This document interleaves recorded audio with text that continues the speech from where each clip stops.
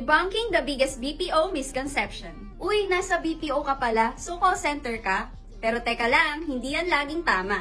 Every call center is a BPO, pero not all BPOs are call centers. Medyo nakakalito? Hi, I'm Chelsea, one of the sourcing specialists here at Orbit for 6 years now. Let's talk about it. BPO o Business Process Outsourcing. Ito yung pagkuha ng serbisyo mula sa ibang kumpanya para magawa ang kanilang business tasks. Call centers, sila yung sumasagot ng inquiries, nag-aasikaso ng customer service, at minsan nagbebenta rin ng products over the phone. Akala mo call center lang ang nasa BPO? Nope, marami pang ibang BPO jobs. Ito ang ilan sa kanila. IT outsourcing, nag-handle ng software development, cybersecurity at tech support.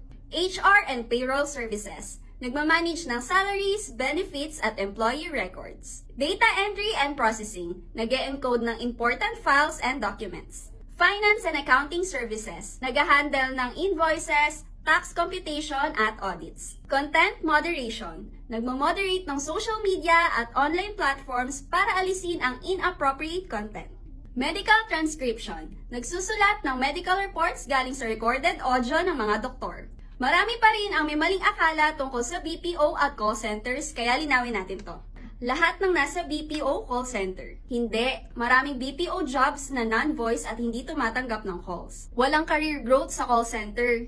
Mali. Maraming call center agents ang nagiging team leaders, managers at kahit directors. Madali lang ang trabaho sa BPO. Maling-mali. Iba-iba ang challenges sa industry na to.